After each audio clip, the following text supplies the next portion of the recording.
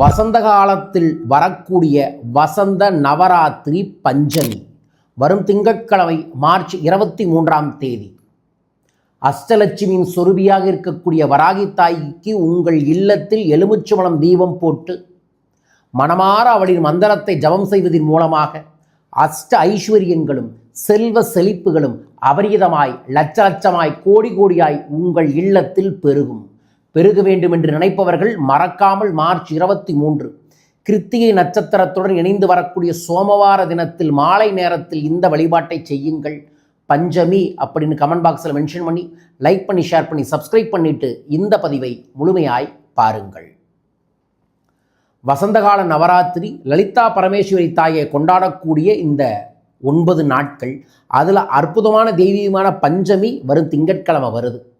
இதை பார்க்கக்கூடிய பெண்கள் யாராக இருந்தாலும் சரி, திங்கட்கிழமை காலையில் எந்திரித்து தலைக்கு எண்ணெய் தேய்த்து குளித்துவிட்டு முகத்தில் மஞ்சள் தேய்த்து குளித்துவிட்டு காலை மதியம் எந்த உணவும் எடுத்துக்கொள்ளாமல் நீராகாரம் மட்டும் எடுத்துக்கொண்டு மாலை சரியாக 5 மணிலிருந்து 8 மணிக்குள்ள உங்களுடைய இல்லத்தில் வியாபாரம் செய்யக்கூடிய பிஸ்னஸ் உமனாக இருந்தால் நீங்கள் வியாபாரம் செய்யக்கூடிய இடத்துலையும் இந்த வழிபாட்டை செய்யலாம்.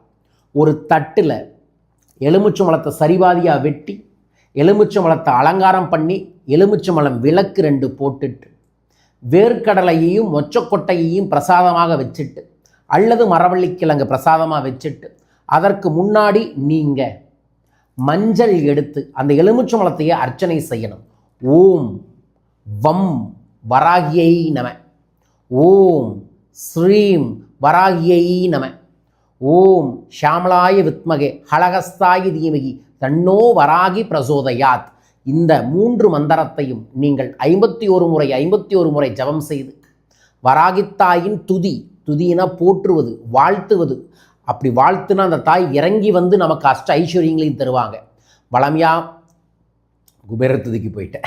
வராகி துதி சண்ட முண்ட விநாசினி பண்டித மனோன்மணி வராகி நமஸ்துதே அஷ்டலட்சுமி ஸ்வரூபிணி அஷ்டதாரித்ய நாசினி இஷ்டகாம்பர் ராயினி வராகி நமஸ்துதே என்று வரக்கூடிய வராகி துதியை 5 முறை படித்துவிட்டு அந்த எலுமிச்சம்பழ தீபத்திற்கு கற்பூரம் ஆரத்தி காமிச்சிட்டு அந்த பிரசாதத்தை கொஞ்சம் வடகிழக்கு திசை வராகி திசையில் தூக்கி போட்டுட்டு அதற்கப்புறம் அந்த எளிய உணவை சாப்பிட்டுட்டு விரதத்தை முடிக்கலாம்.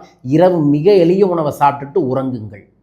இதையை பார்க்கக்கூடிய அனைவரும் செய்யலாம். மிக முக்கியமாக பெண்கள் இதை செய்வதன் மூலமாக அஷ்டலட்சுமியின் ஐஸ்வர்யம் கிடைக்கும், குடும்பத்தில் சுபிக்ஷம் கிடைக்கும், செல்வ செழிப்பு பெருகும், சொர்ணம் சேரும்.